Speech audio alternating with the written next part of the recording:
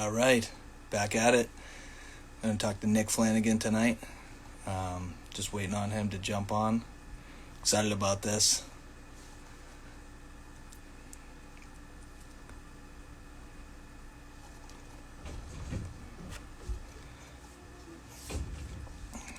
I think me and Nick could probably talk for 3 hours instead of the 1 hour that IG lets us talk. But, we'll see if he jumps on here.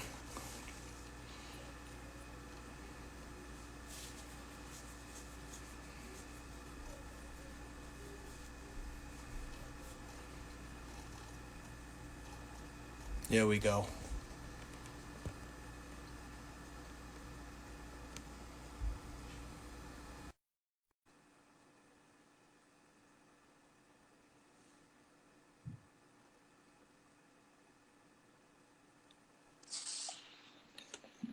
Nick, Hey, what's what's up? up? What's going on? Trying to figure this something. There we go. There you go. Something like that. What's going I'm on, man? balancing I'm balancing my phone on my steering wheel. Oh, Jesus, you're in your car? Yeah. I had to try and go somewhere where it wasn't gonna set the dogs off every time I talked. Oh, yeah. There we go. Nice, nice. Oh, I thought you were gonna do it at work. I was gonna if I ended up being stuck there late, Yeah, because normally I'm there until around 9, yeah, yeah. but I ended up finishing up early, so Nice, nice. that's How's work? coming. How's work been? Good, good. It's busy. No kidding. Yeah, once the restrictions like let down, I'm sure you were crazy busy. Oh yeah, yeah. There was only a couple people that were still a little afraid to come out. Yeah, Uh, but aside from that, everybody's been banging down the door. They don't, everybody's Y- just wants to get back in. yeah, that's So awesome. it was 2 months of not being there, so a lot of people are waiting. Oh yeah, I'm sure they were chomping at the bit. Obviously. Oh yeah, yeah. Nice, nice. Jesus, Uh, how that's you been? crazy. It's crazy. Like we've been talking, through messages and stuff. Like I said before, I could probably talk to you for 3 hours about all the shit that like me and Yeah. you have both seen, and like we played shows together and all that stuff. Plus, you were at shows when like I didn't even know you, and you were at the same shows I was at like way back in Oh the yeah. day. Oh So yeah. it's a Yeah. it's a crazy thing. I'd see you running Uh, around shirtless, moshing. yeah, I was a dummy back then. I was certainly a Yeah. dummy back then. All of us were. It was crazy times. But yeah, Jesus, I wanted to thank you one again for that Life Passed On second demo. That like saved Yeah. my life. You know what I Yeah. mean? You are like one of the few people that like ever even knew about it, honestly, Huh. because I asked Matt from Life Pass On, and he was just like, I don't even know where it is, like who has Oh it. really? He doesn't even have Yeah, one? he doesn't have one. And then when you hooked me up with it, which I couldn't believe because I was searching for it for so long, um, Doug Tuttle, who played guitar for Life Passed On, hit me up and was like, "Oh, can I get a copy of that?" Because he didn't even have it. So like, you had like a rare gem there that like I had been searching for. Like it was like the craziest thing. I couldn't believe you said you had it. I was like, "Oh my Oh god!" yeah.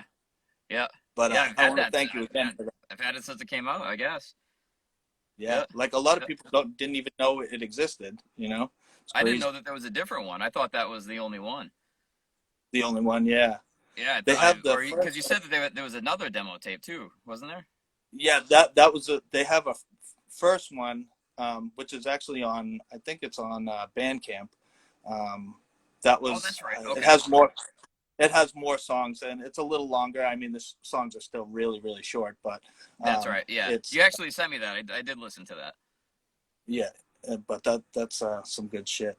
Yeah. Yeah, Um, I have a I I, have a I s- I have a safe in my and mostly what it's full of is rare demo tapes that I know I can't get anymore. Yeah, yeah, yeah. I know. I wish I saved all that stuff. I like just pissed through all my stuff, which I'm a dummy. But I mean, Yeah. I'm trying to recapture all the, I the know. I nostalgia I had can. more. I had a lot more too, and I don't know. I had a case full of cassettes, full of all kinds of different demos and stuff. And I don't know what happened to them over the years. It just moving from place to place. They just Yeah, disappeared, and that's yeah, that's the thing with me too. It's like moving. I lost so much shit. It was crazy. yeah. You wonder where it goes. I know, seriously. Somebody has it. Yeah, yeah. So, Some kid at a um, pawn shop found it. yeah, no kidding. Um, I was trying to find like as much video as I could put of you this week too. But like I think I played with Dissantiun Skass like at least 2 or 3 times, and then I booked that farewell chapter show also that we played. Yep. But I only have the one farewell chapter, like with the drum incident, and Yeah, and yeah. and and then I only have that really dark Dissantiun Skass, which I'm pissed because like I think that's when I first got my camera and I didn't know it had the what's the light that it kind of does like an infrared like aspect for it, not infrared but like it gives you that night shot so you can actually see Yeah, dark. almost like the green kind of Yeah, the green kind of shot. thing. Of course it was like when I first got the camera and I didn't know it had that option, Yeah, so it's like pitch black most of it, you know what I mean? yeah. I You wish can it still wasn't. make out little pieces though, and it's cool. You can barely see you because you're like in the middle and it's all dark. Yeah, You can see yeah. Justin and Every once in a while, you see my white T-shirt go by. so But what that was a actually good show, though. that was a good That show. was a fun one.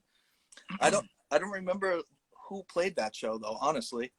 I don't either. I remember because if that's the one I was thinking of, that's where was that one? Boston or Alston or That where? one in the dark was at Exit 23, I think. Oh, was it? Yeah, I think it was. Oh, okay. I think it was. Oh, I thought okay. That would make okay. I thought it was a different one then. The other one with the other singer of Farewell Chapter, that was in Alston, like the one that I posted Yeah, just a little while ago. yeah. Um, I don't know. I saw you guys play in Boston or Alston, but I don't know who played with you guys at that show either. Dissantiun Skass? Yeah. Yeah, I don't remember because we went around and we played quite a bit with that band. I mean, you guys Um, played Exit 23 a bunch of times, though. I think I saw yeah, you guys play there at least yeah, like 4 or 5 times. yeah, yeah. There was yeah, with both bands. Uh, and then Justin and Steve's band afterwards, Rosenthal, they played there a lot too. Yeah, yeah, yeah. Yeah, I think I set up a show with those guys too when yeah, Rosenthal, which was yeah. great with Exit 23 because what was the guy's name that ran that place? Uh, Jeremy, I think. Jeremy. Oh, nice. Yes, it Yeah. was Jeremy. Yeah, I'd be like, hey, can I set up a show? I'd be like, yeah, go ahead, man. Like, and he would Nice. like actually pay the bands too. I mean, not a lot of money, but I mean, he just let me set up whatever lineup I wanted, and you know, I set up some pretty like decent shows there. I got 10 grand to play there, and Huh. and Keflin played there, and um, like Trillion Barnacle Laps. I got like a bunch of like decent bands to play there, and he just whatever lineup I had and the bands that I set up, he was like, yeah, I'm cool with that. So Yeah. that place was pretty chill. Yeah. Yeah. There was a lot of good shows that happened at that place. Um, they I wonder what happened. Is Jeremy still around? I haven't heard from like I haven't heard anything. Yes, watch the bay window. Yeah. Yeah. No, Don't watch near the window. yeah, that was always the big thing. Yeah. That was always my spot, was to stand in the bay window so I didn't get hit by flying things. Yeah, I was trying to like videotape from like standing up on by the top of there, trying to Yeah. get down onto, but Jesus. Yeah. A So lot of your videos that were taken from that spot, I've been looking because I was like, that may be my head. Maybe that's me. Because I was always in that same spot. Yeah, I know. I always try to look for myself in like other people's videos too, but I can never find myself. I'm always like, I was either like when I was a dummy, I was in the middle of the crowd, or I was like after I kind of got out of like moshing and dancing, I kind of just was like off to the side or the back, just trying to videotape or just chilling. You know what I mean? Yeah. Um, you know, Yeah. I had my Yeah, as the years went on, I stayed more towards the side and the back. And yeah, me too, yeah, which is great. fragile. So I was wondering, how did you get in like with the guys from Dissantiun Skass? Dissantiun Skass, man, I don't even know. I had just known them all. Um, I knew Justin since we were teenagers. Justin played bass in that band, and I think maybe through Justin I met Steve. And because they were already playing, and they had a keyboardist. And I think that was it. I think the lineup was the same, except they had this kid Dave, I believe, playing keyboards, and they played quite a bit. And if I remember right, as it went on, they were looking to, because it was kind of like they were already awesome, and they were fun to watch. But it was a little on the almost like the kind of entertaining, goofy side. Yeah, yeah. With like masks, like Dave would wear a crash test dummy mask. Yeah, yeah. Which is still, it was fun to watch. It was, yeah. It was cool. But I think they wanted to try and take a more serious route with it. And yeah, they just asked if I'd be interested in doing it, and so I think I practiced a couple times, and it went pretty well. And they actually ended up. It was a battle of the bands at Andover or North Andover High, and they were playing there, and that was my first time playing with them, like in front of people. Yeah, yeah.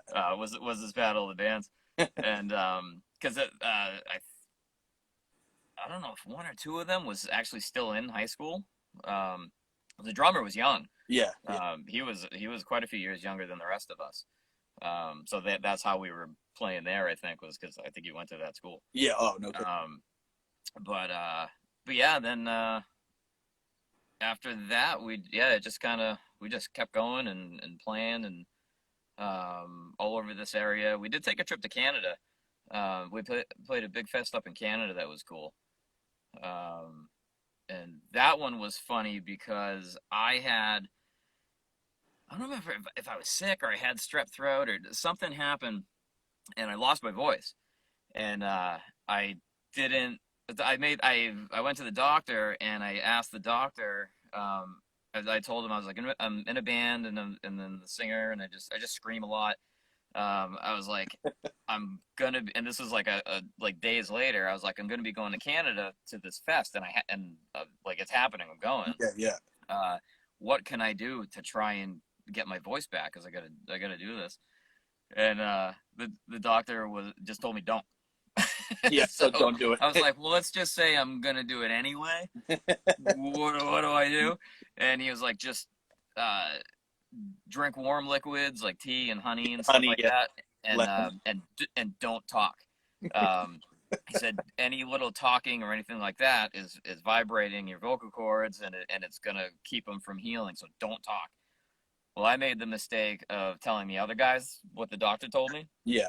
How they said don't talk. And so we had a 6-7 hour drive or whatever, however long it takes to get to Quebec. And they wouldn't let me talk. So as soon as I would open my mouth, they'd yell at me, "Shut up! Stop talking!" So I just had to sit there in silence the whole way up there. Jesus. And it was the flu. I was getting over the flu. Oh, Jesus. Yeah, so I wasn't feeling good anyways. And then we go up there, and I wasn't allowed to talk the whole time. And then we played, and I made it a good chunk of the way through the set. Yeah. And then it just started I started to lose it and everything. Yeah. But it was okay because it was crazy anyways. And then afterwards, after that one, we played. I walked outside and just felt like absolute hell, and just laid down in the back of the car, and was just waiting to go home at that point. Yeah, it's a long drive home from Canada. Yeah. It was fun though. Dissantiun Skass was a lot of fun. If there was one we could do again, I think that'd probably be it, because that was a lot of fun. Yeah. I loved watching you guys. I always like when I try to like get on a show with you guys or get you on a show with us too. Even though, I mean, we didn't play a lot of shows anyways. I think High School Sweethearts only played maybe, I don't know, maybe 20, 25 shows. We didn't play an awful Oh, lot. really? Yeah, we didn't play an awful lot of shows. We were kind of low key. I mean, we went to like Connecticut, like played Mass. You know, we played around. We didn't really like go anywhere far. You know. Yeah, it's the same with us. We just local. The Canada one was like the furthest that we ventured out. Yeah. How many songs did you actually record with those guys? With Was the it just Sandians that? guys? Was it just those four songs that Yeah, you? that was it. So they, I think there may have been more originally. Um, I could be wrong. I think there was a couple more that got scrapped or that we just didn't do. Because the recorded ones, that there's four of them. Two of them were existing ones. Yeah. That I that when we recorded them, I just redid it. Yeah. And then it was so those are the two middle songs. The first song and the fourth song were written after I was already in the band. Yeah. Oh. So that they have a little bit different of a feel to them. Yeah. But I think that was it as far as being recorded songs. That was it. Yeah. Was just the four. I love those four songs though on that CD though. I love those songs. Yeah, we recorded those in Joe Streeter's basement. Oh no shit! They sound pretty dope for a basement recording. Yeah, he did an awesome job. And actually, come to think of it, we started to try and record those songs in Steve Knott's basement. And I think we were doing the vocals or something, and Steve was doing it, and the cops came to the door. I don't know if it was his brothers and his friends and stuff were upstairs. But somebody had called the cops because they heard a woman screaming. So that was the end of it, recording there, and then we started again. We did it again with Joe at Joe's house. So what was the like? How did Dissantiun Skass like end, and then you go on to the farewell chapter? How did that kind of like transition? I think the Sandy and Skass just kind of. I don't think it was any definitive thing that ended it. I think it just kind of fizzed out. I think everybody's schedules and everything just, everybody had stuff to do. Yeah. And it just practicing became, infrequent and eventually just wasn't anymore. Yeah. And then with the farewell chapter.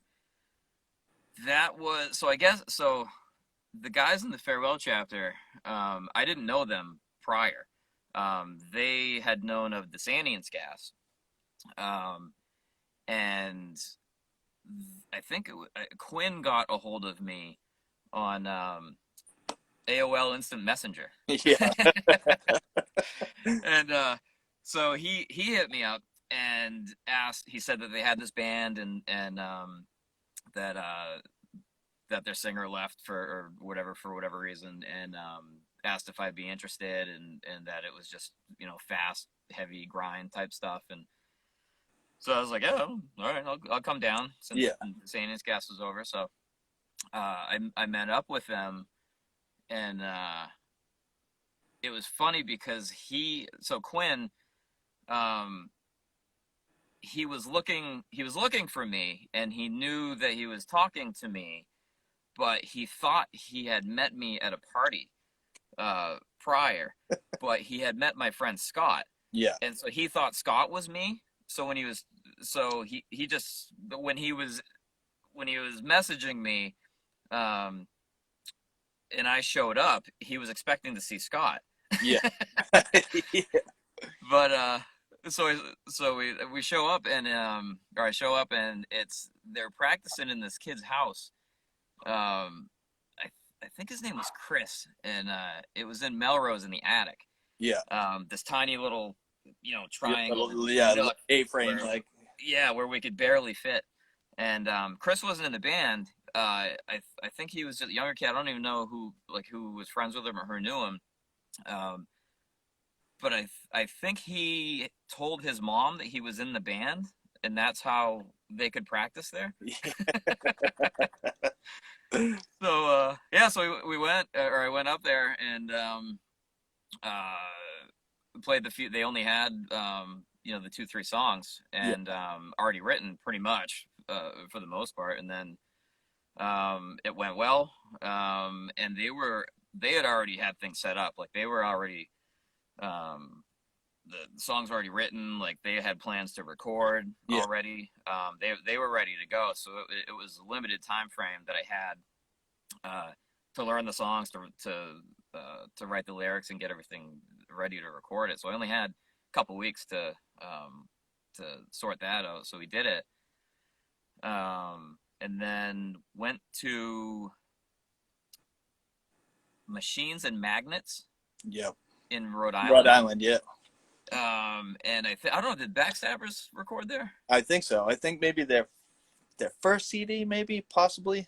Okay, because I think that maybe that's how like Quinn knew him, was through Yeah, Backstabbers. because he wasn't playing in both bands at that time, was he? Or Not yet, no. He had, I think, towards the end of, but I don't know. I don't know. I think the Fairwell chapter may have been over when he started playing with when Backstabbers, or the crossover, either that or Shallows and Flats. But yeah, there was a little bit of a crossover there because he was psyched because he loved Backstabbers.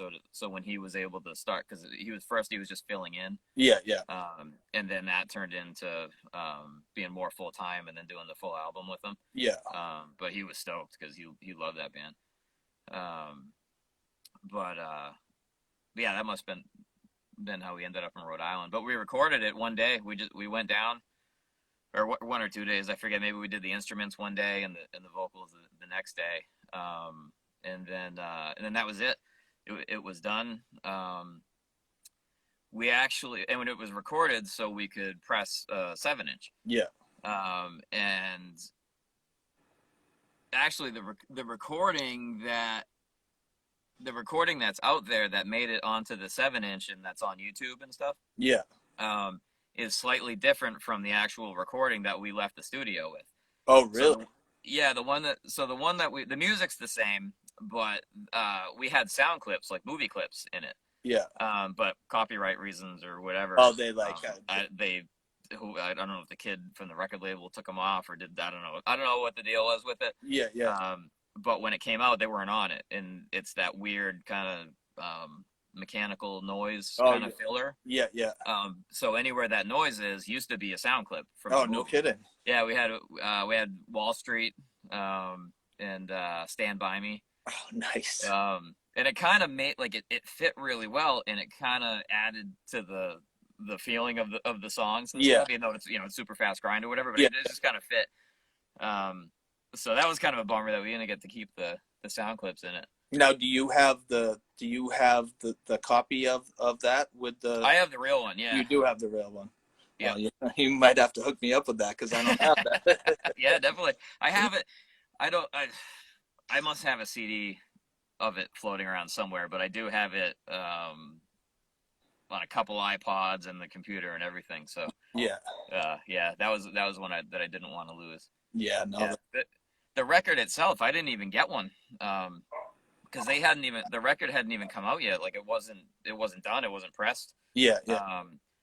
And then the whole incident with the snare drum happened. Yeah. And then that was it. It was over. Was that kind of like the kind of fizzling of the band, like for? Oh yeah. Where you? Oh, yeah. Yeah, that was after. I mean, when I said I didn't know him prior. All those guys I met that day in the attic. Yeah. Aside from talking to Quinn. Yeah. On Instant Messenger, but they had been playing for a while.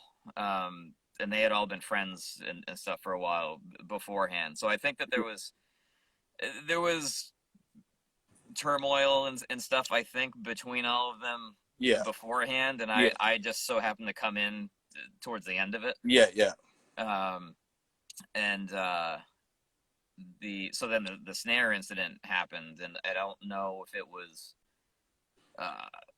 how we had talked about like the head falling off the amps and Yeah. Well, yeah. Like I said, it was like on my side of the story was not really my side, anyways. It was me and my buddy Ed Tracy, who played in Jack Van Impe, and he played in Shaniqua and the Skullfuckers and like a couple other bands or whatever. He they asked if they could use his head, and it was like he just had bought it or whatever it was. I don't know exactly what the story was, but me, Quinn, and him were cool, and we talked all the time. Every time I saw Quinn, like me, Ed, and him were always shooting the shit and like having a good time or whatever.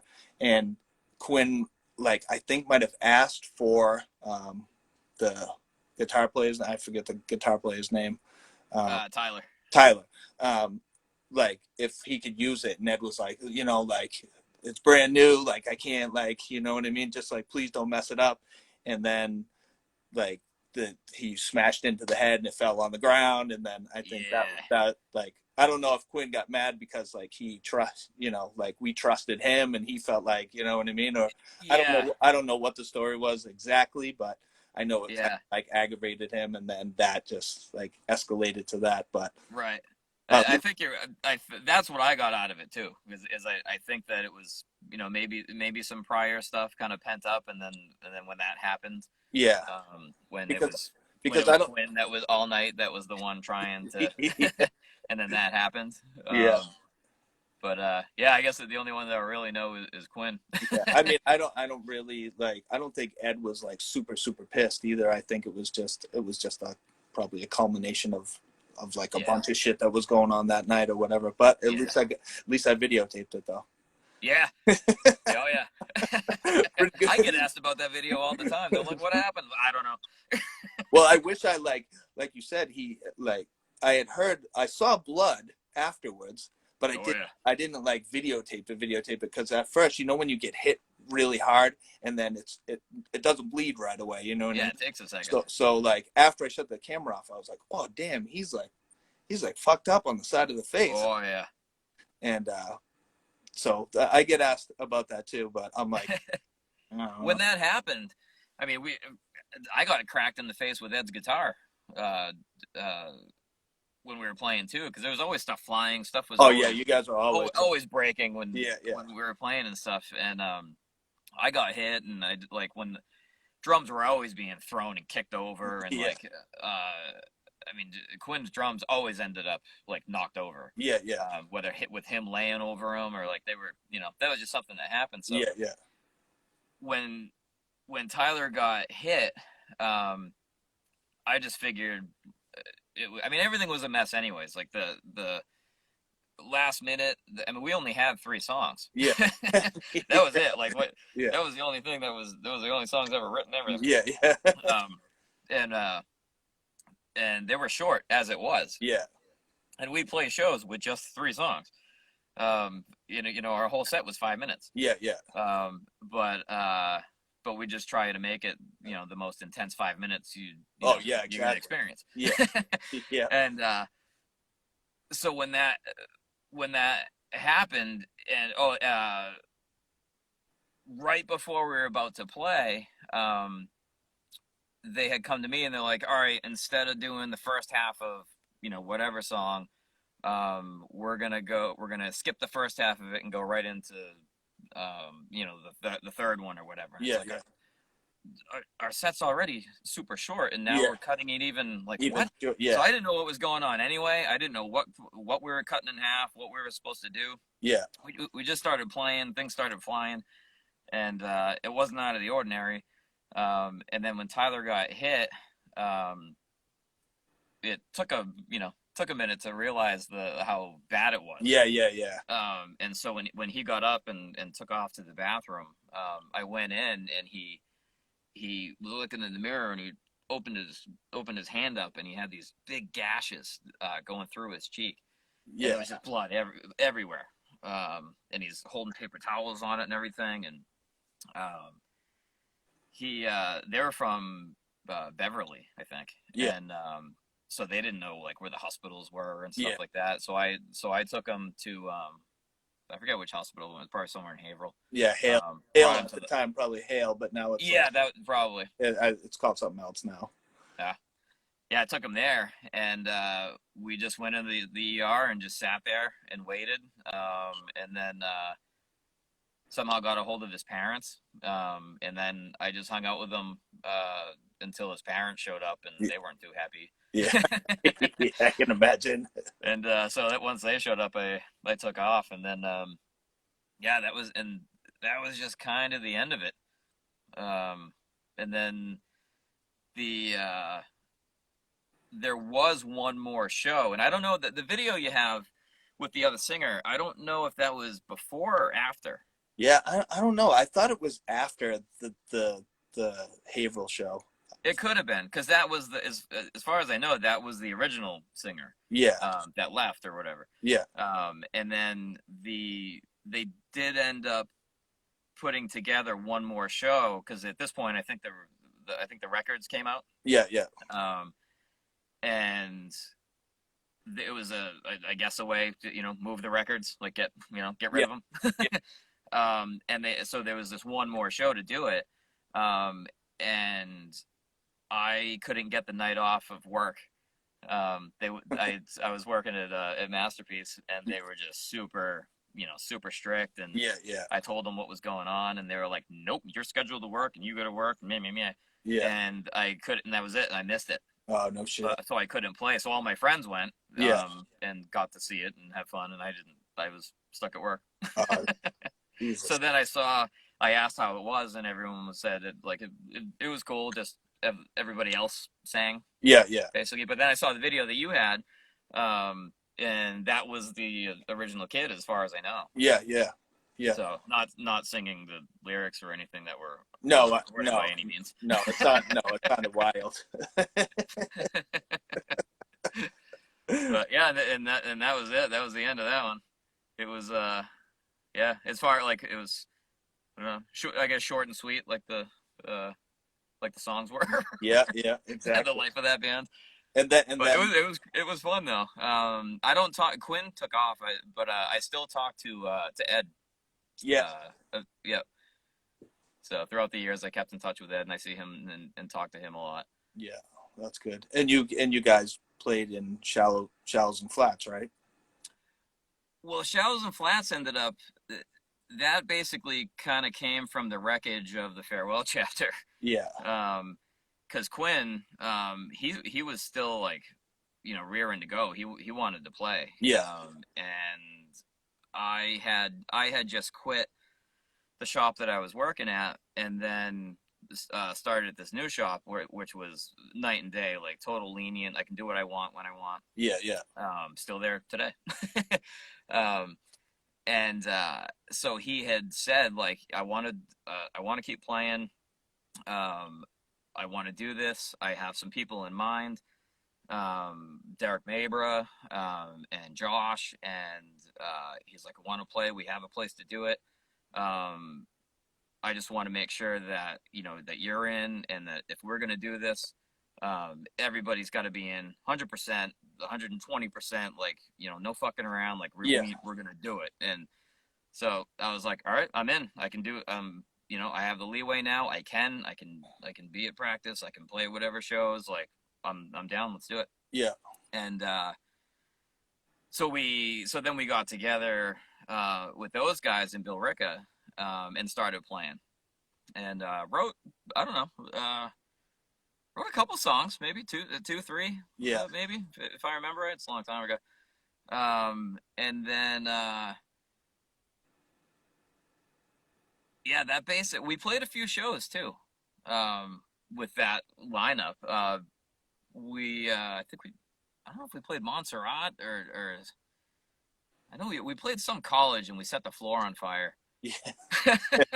Which definitely wouldn't fly nowadays. Yeah. But yeah, the carpet that Quinn's drums were on. Yeah. Somehow they got set on fire. I have no idea. Yeah. And that was another one where, at some point, the fire was stomped out, the drums were upside down, Quinn was laying across the drums. Same antics. And yeah, we did that. We played a couple shows with Shallows and Flats, and then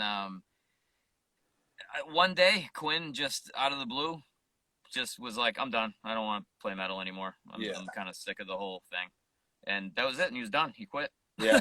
Then he just disappeared too. Yeah, took off. I think to California, and never talked to him again. Oh, no shit. He was just gone, and so we were all left, the rest of us, and I don't know if it was Josh or Derek that knew Mark Blanchard, and they're like, well, I know this kid Mark, and he said he'll try, and so he came down and played a little bit, and it was cool. Mark's a great drummer, Yeah. and he's still playing now, but at that point, with all the it had been going on for a while. It was a lot of driving around. It was with all the drama and everything. Yeah. And I was living in Sandown at that point, so I wasn't in Haverhill anymore. I wasn't close. I was living in Sandown. I would drive to Lowell to pick up one of the guys, then drive to Billerica to practice, and then back to Lowell to drop them off, and then back to Sandown again. Yeah. And it's just between that, all of that, and all the drama, and Quinn just up and quitting. At that point, I was like, I just don't want to do this anymore. Like, Yeah. I'm just kind of, the spark's gone. I've just, it's turning into more of a chore. Yeah. Than it seems like it's worth anymore. So then that's when I bowed out. Yeah.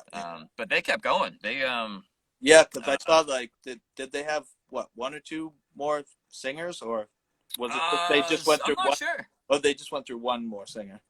I'm not really. I don't really know, actually. Did you record anything with those guys on nothing? No, nothing. I think maybe they may have recorded, but it wasn't with me. Yeah. And so Yeah. what was the next band after that? Was it Casket Rot or Oh, from so after, let's see, after. or was it Hatchet? How did you Um, transition into drums? All of a sudden, I didn't even know you Yeah. played drums. Then I saw a picture of you playing drums. I was like, holy shit, you play drums? Yeah. I didn't even know that. Well, throughout the year, I mean, even when we were teenagers, trying to find a drummer was always the hardest thing. Yeah, true. So, Well, because the most likely in my time with bands, they're usually the craziest ones too. Like they're the most hardest to get along with. In my life, in my band at least, they were. hopefully I wasn't that kind of drummer. I had always I liked the drums. I didn't like before when I was singing, because we had bands in high school and everything too. Trying to do metal bands when we were early high school and everything, and I couldn't play anything. I didn't know how to play any instruments. Yeah. So I just sang. I'd watch Chris, my cousin Chris, and to me that was the coolest thing in the world. So I was like, oh my god, like this is great. Like I want to do that. So I mean, how old were you when you first saw your cousin Chris do Fault? Like, whenever the 7-inch came out. I mean, shit. You like how younger are you from Chris? Chris is I want to say he's like a year and a half. Year and a half. Older, Oh, that's it. Maybe no 2 years older. Yeah. So you're not that far. Like. No. He was never around. He just, I didn't see him much growing up because he was always off, and I don't know where he was. He'd be sent away to some school somewhere. I don't know. Yeah. Come back. I'd see him maybe at the holidays and stuff like that. But whenever I would see him, he'd be like, check these out. And he'd give me a mixtape with all 25 to Life and Bloodlet and Snapcase and like all these bands. And then I'd see him again. All right, check these ones out. And then he had 7-inches, old, like the first Integrity 7-inches and Madball 7-inches. Yeah. And I had one of those old record players. It's like the cabinet that's stacks of different things or whatever. Yeah. But I could put records onto cassette tape. So he would give me his records to put onto cassette for him. And so that's how I ended up getting into all of that stuff. So it was probably I'd say 15, Yeah, probably. yeah. Was it around 15 years old that I started getting into it? So in Um, the first was the first show like hardcore show a fall show, I went to. or was it something different? I ended up, I think, stumbling somehow upon this other show at what's the place? It's not Atkinson. It's right on the line. Uh, That huge. the Haverhill Amvets or whatever the Legion, not Um, Haverhill Legion. yeah, was it? Was it that one? Well, No, Did you go to the back? Did you go to that store? It was like was it Stormfront and Barrett played at the Atkinson Community Center? Did no, you I go to didn't see that show that like one. way back when Barrett like only I think Barrett only had like I don't know maybe 3 songs and um, Stormfront. I think the lead singer was wearing he came out in a cheetah suit because they were like suit, like animal liberation and veganism and all that stuff. And he came out and he was in a cheetah suit and he was like screaming and like I don't know if that was like one of the first shows I saw like back then. You know what I mean? For that type of thing, other than the old school Boston shows that I started out. You know what I mean? Yeah, yeah, I definitely missed. I would have remembered that. I don't remember a cheetah guy. Are you talking about Sad Cafe? Somebody just said Sad. No, no, that wasn't the Sad Cafe. Um, the it's right on the town line. That giant Bane show, Bane Floor Punch. Oh yeah, that Uh, was that. Yeah, that was at the Legion, the Haverhill Legion. That was okay, like like right across from Shaw's, right? yeah, yeah, Yeah, that yeah, one. yeah, Yeah, that one. I ended up stumbling in there one night somehow. I don't know if we were all out skateboarding late one night or something, and we were like, oh, what's going on here? And we went in, and it was this random, like, kind of little show. yeah. And I don't. The only the only band I remember was the Acre Boys. Oh no Uh, kidding. you remember those guys? Yeah, I I do. just remember they were wearing overalls, Yeah, and the name was the Acre Boys, uh, and so we watched it, and that was cool, and yeah, then talked to those guys afterwards for a little bit, and I was like, oh, that was pretty neat. And then the next one after that was I don't know if it may have been a fault one. It may have been that giant one, yeah. the Bane one. Um, but because the fault one I hadn't because the record was out and I hadn't even heard it. I just knew that Chris had a band. Yeah.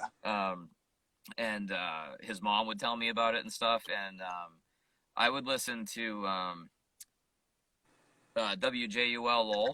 Yeah, yeah, Like Friday or Saturday night. It was like metal night, yeah, metal and hardcore, and so I would just call every night. I'm like, play fault, play fault, play yeah, fault, just yeah, so I could hear it because I didn't yeah, even know. I never heard it before or anything. I yeah, just knew he had a band. And then finally they played it, and I was like, holy shit, like that's wow. yeah. And then I saw. I think may have been in like Newbury Comics or something maybe, and I saw a flyer that they were going to be playing at the Cafe Savoy Oh in yeah, Manchester, yeah, and so we ended up going there, and that was the first time that I saw them in a lot of good bands. I forget the other ones I played with them that night, but that was wild. yeah. That was So how many times did you go to the Safe and Sound to see them? Did you see them a bunch of times there or? oh yeah. Oh yeah! Safe and Sound. That was like a weekend thing. Yeah, We were every weekend. We were at the Safe and Sound. yeah. That it's so weird. Like the New Hampshire scene, like everybody thinks New Hampshire's so like segregated from everything, and then it's a bunch of townies, but Yeah. nobody really knows. Even Sandown. I mean, Sandown's had some like amazing shows at the town hall. Yeah. And even I saw some pretty dope shows in the church downstairs, right across the street from the town hall. Huh. Because I don't know if you knew this, but like the first singer of Zao was the minister of that church for a few years, and I In think Sandown? in Sandown, the Huh. very first like CD that Zao ever had, he, I don't know, like years later, he was the pastor there, and all of a sudden they started having shows downstairs, but it was like, you know, like a Christian show where like no swearing was allowed and stuff like that. But Right. it was Yeah. like there was still like heavy hardcore shows going on down there. And then all of a sudden, after like 2 or 3 years, that guy moved away or whatever, because he wasn't even from New Hampshire. I forget where they're from, but Huh. for some reason he came and lived in Sandown for like 2 or 3 years, and then that popped up then too. Wow. No kidding. Yeah, like What an oddball place to end up, like Sandown, New Hampshire, of all places. Because I I know. thought they're from like down. What the hell were they from? Virginia or something? Yeah, they're from like, yeah, the like Midwest or something. I thought they were like Midwest, but I don't know. Huh. I could be wrong, but Wow. yeah, it's Yeah, like I had no idea. Sandown had some great shows. I mean, the town hall was always popping back in the day. And the funny thing is, I was talking to Tim from the network, and they played there, and I didn't even know it. And I've been living in Sandown forever, and I'm like, when did this show happen? They played with the Red Chord. They played with the Red Chord and like a Yeah. couple other bands. I'm like, dude, where the hell was I? I Yeah. don't remember that. Yep. Um, I missed that. I ended up hearing about it afterwards, and even then thinking like, Sandown? Are you sure it was Sandown? Because what? yeah, Nothing happens in Sandown. I know. Yeah, that's weird. That is crazy. Shit, we got about 15 minutes. I hate this. It's like an hour, Wow, that hour went by long. And quick. then, yeah, it goes by mad quick. I'm gonna throw you some like quick questions. Sure. What was the first? Well, was the first punk? You might have already just answered it. What was the first punk hardcore show you attended? Was it that Acre Boy show? Probably. Yeah. I'd say I forget. It's fuzzy now, but I'd say it was either that, the Bane one, or the Fault show at Cafe Savoy. It was one of those. Yeah. I think is one of them. All right. What's your all-time favorite punk hardcore show you played? That I played? Yeah. Oof. That's a tough one. Like the one that you were like had the most fun. You were like, this is it right here. Yeah, it was different with different bands. I think one of a cool one actually was with what came afterwards when I was playing drums in Hatchet. We played with Mortician at the Middle East upstairs. Oh, nice. And that was cool. Yeah, that's the first time I had my drums mic'd. Oh, no kidding. So I was up there. I was hitting them, and they have me hit each one, and then you're hitting, boom, boom, Yeah. boom, and then they turn it on, and it's boom, and I was like, I'm the best drummer in the world. Like it sounded so big. Yeah. Jesus. But that was a cool one. Yeah. All right. What was your all-time favorite punk hardcore show you attended, not played? That I would say, and if Justin, yeah, I think Justin's watching. The One King Down show at the Safe and Sound. Oh, that was. That was Is good. that the one that I have the video of? I think so. It could be. It could be. That may have been the one, because I think I was watching that one too, thinking I'm probably standing right, like me and Justin were standing right there. Yeah, so yeah. we're probably right next to you. I'll probably have to throw a couple more videos up of that show. Actually, I think I did 2 shows, like, because they played there a couple times, and I think I videotaped at least 2 of the shows that they were there. Huh? Yeah, that was the only time I saw him, and but man, it was awesome. Yeah, it was crowd loud. Yeah, Justin loved that. Justin's still deaf in one ear from that. What was the last movie you watched that was good? Not a shitty movie, obviously. Good movie? What was the last movie? Yeah, the good one.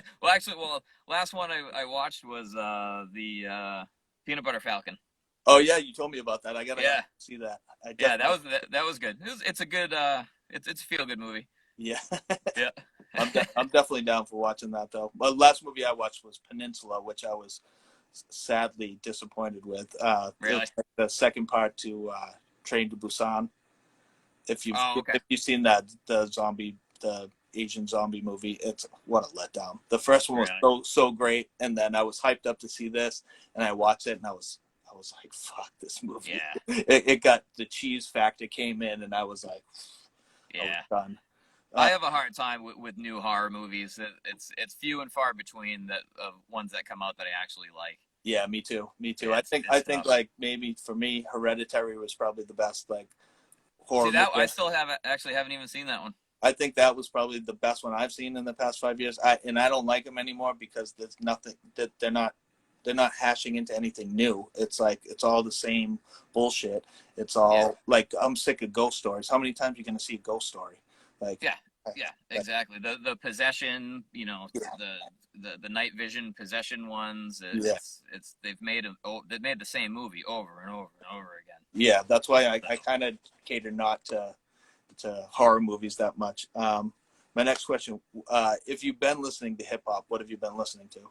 Since I'm a huge hip hop head. oh, I like it too.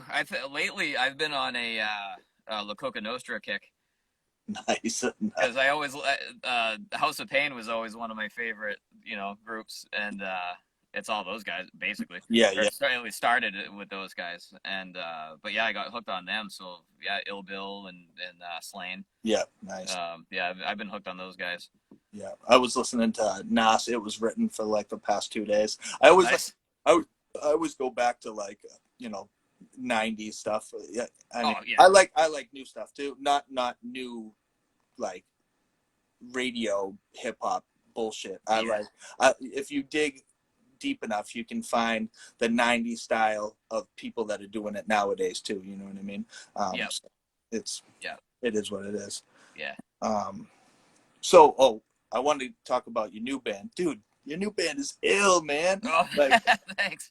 I saw that video, I'm like, holy shit! It definitely reminds me of like a little like Creation is Crucifixion, like the music at least, you know what I mean? And Yeah. with like something else too. I couldn't put my ear on it, but I was like, dude, this Well, shit. I think that's kind of the idea with it is that the everybody wants to do. Everyone's sick of the same old stuff. Like there's so many metal bands and metalcore bands and stuff like that coming out now, and they all sound the same. Yeah, You know, and it sounds like an old person saying, "Well, all these bands sound the same," yeah, yeah, but it does. It's all the same garbage over and over and over again. And so I think the idea is to try and do stuff that isn't, you know, it's not cookie cutter. It's just right, you know, just whether it's fast or slow or whatever, just make it heavy. And But it should be cool. We got six, 8 songs. Two are instrumentals. yeah. And we're starting to record them now. Nice. And so the idea, like we're gonna record them, and you know maybe play some shows depending if they ever have shows again. Yeah, yeah, Um, but you know depending, but the main goal is just you know write them, record them, and just get them out. But it should be cool once they're recorded and everything. yeah, It yeah. should be. Are you It's doing heavy. all the vocals solely just Yep. you? Yeah, Yep. that's Yep. sick.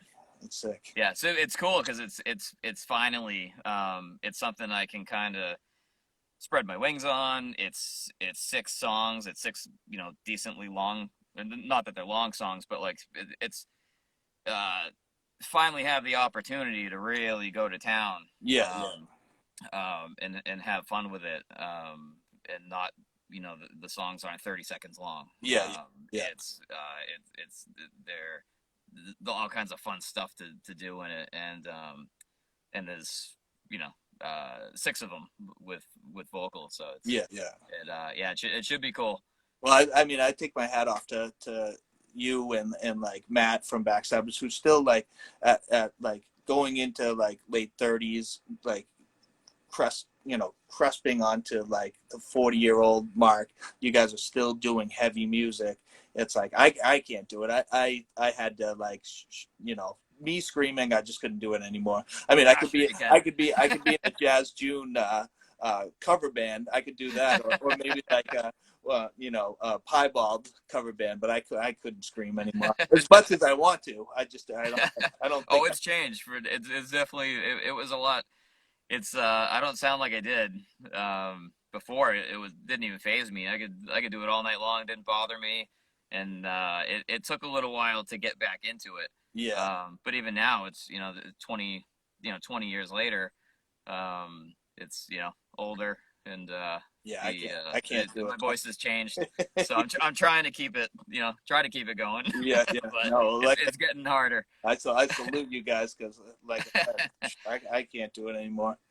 Um, but yeah, that like the great times that like we've had. You know what I mean? Show Oh wise yeah. and stuff like that. It's been Yeah, it was fun, and it's that era, and I tell people all the time. 'Cause I talk to a lot of customers, a lot of how much time do we have left? well, we got like 5 minutes. Oh, okay.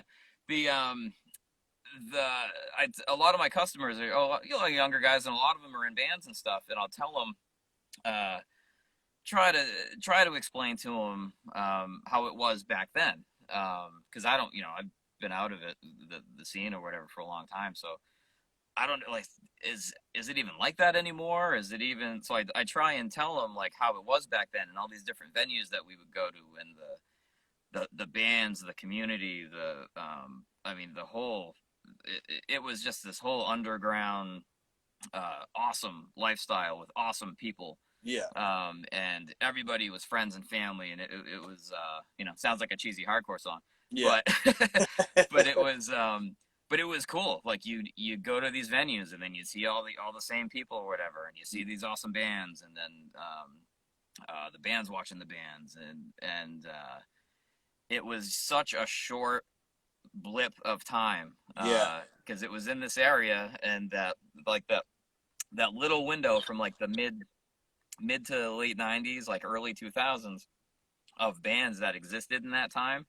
Um, and then it changed. The hardcore band, like it was like the, again, metalcore or whatever, yeah, but yeah, they split again, and it went back to um, they either went metal or hardcore, yeah, and that was it. And there was some gray area in between, but it wasn't the same anymore. That little blip from the mid 90s to the late 90s, yeah. early 2000s was is just cemented in my head. Like that was, Yeah, me too.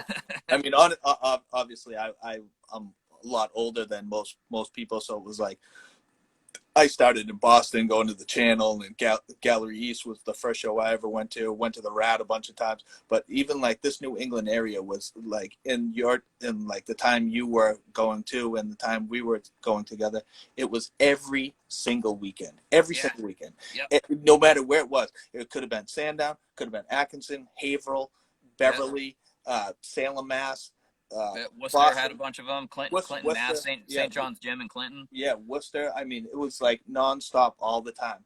It Yep. was a crazy, crazy scene, and a lot of people don't. Nowadays it's like you see a show once every 2 months or something pop up. That's Yeah. decent. And these shows were stacked lineups every weekend, Yeah. which Yeah. was Every one was solid. It was tough to pick which one you were going to go to, because I know there was so many of them. it was insane. Yeah. Jesus, like I said, I could talk to you for like 3 hours. We got like a minute and a half left. We'll do another one. Yeah, dude, seriously. No, it's cool that you're doing this. I look forward to seeing all the rest of them that you do. I watched last week's with Tim. Yeah, That was cool. I got a good lineup like coming up, and I enjoy talking to people about shit like this and just other stuff in general too, like movies and hip Yeah. hop and whatever. You know what I mean? Yeah. But dude, I appreciate it so much. I appreciate all the shit that you gave me, the Life Passed On demo. I can't thank you enough for that. Absolutely, anytime. And dude, I love talking to you all the time, shooting the shit about like old stuff, and definitely like I appreciate it, man. Yeah, me too. You're one of the few left that still Well, still remembers it, and somebody's got to document this shit. You know what yeah, I mean? exactly. Yeah, thank you for all the videos and stuff. I mean, all these seeing all these things re-pop up again. It's brings you back in time. Yeah, definitely. I appreciate it, man. And Yeah. all right, man. I'll let you go. Have a good night. I appreciate it, and I'll definitely be in touch with you. Awesome. All right. Thanks. All right, brother. Have a good night. We'll see you later.